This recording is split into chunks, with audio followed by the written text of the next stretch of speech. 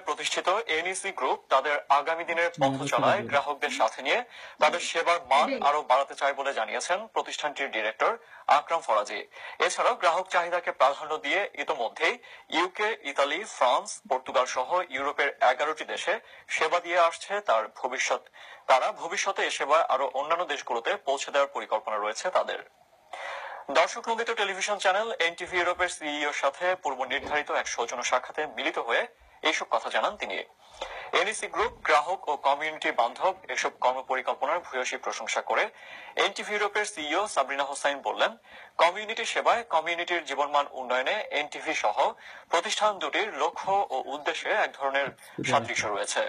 আর তাই অভিন্ন এই মহৎ উদ্দেশ্যকে সামনে রেখে প্রিন্ট ও ইলেকট্রনিক মিডিয়ার সাথে কোলাবোরেশন করে বৃহৎ বাণিজ্যিক প্রতিষ্ঠানগুলি যদি একসাথে পথ চলতে পারে, তবে শুধুমাত্র সংশ্লিষ্ট পক্ষগুলোই নয়, বরং নির্বিশেষে কমিউনিটির সকল পর্যায়ের মানুষই এর সুফল ভোগ করবে।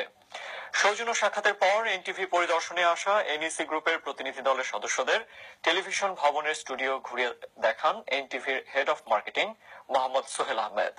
এ সময় নিউজ ট্রান্সমিশন ও এডিটিং সেকশন সহ এনটিভির বৈচিত্র্যময় কর্মকাণ্ড দেখে ব্যক্তিগত মুগ্ধতা প্রকাশ করেন আকরাম ফরাজি।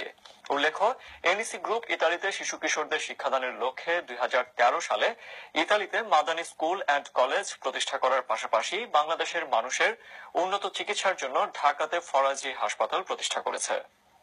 আমরা যেমন কমিউনিটির সেবা এনটিভি দিয়ে যাচ্ছে কন্টিনিউ, যে প্রত্যেকটা জায়গায় কোথায় কি হচ্ছে এনটিভি ওই জায়গায় গিয়ে ওই নিউজটা সারা দুনিয়ায় ছড়াইয়া দিচ্ছে। তেমনি আমরা আমাদের মেন ব্যবসা হলো মানি ট্রান্সফার। আমরা 2003 সাল থেকে যখন ইতালিতে কোনো মানুষ টাকা পাঠানোর কোনো উপায় ছিল না, শুধু কেউ সাথে নিয়ে যেত অথবা ব্ল্যাকে অনেকেই ক্ষতিগ্রস্ত হয়েছে, তখন থেকে আমাদের চিন্তা চেতনা আসে যে আমরা কিভাবে এই টাকাটা, এই কষ্টার্জিত অর্থ থেকে কিভাবে বৈধভাবে বাংলাদেশে যায় সে উপকৃত হয়।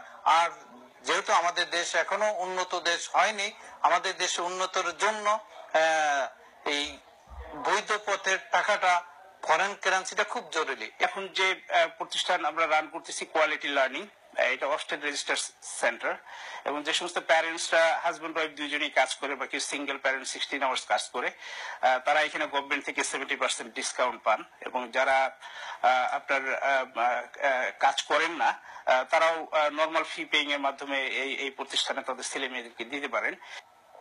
ওল্ড হ্যাবের অন্যতম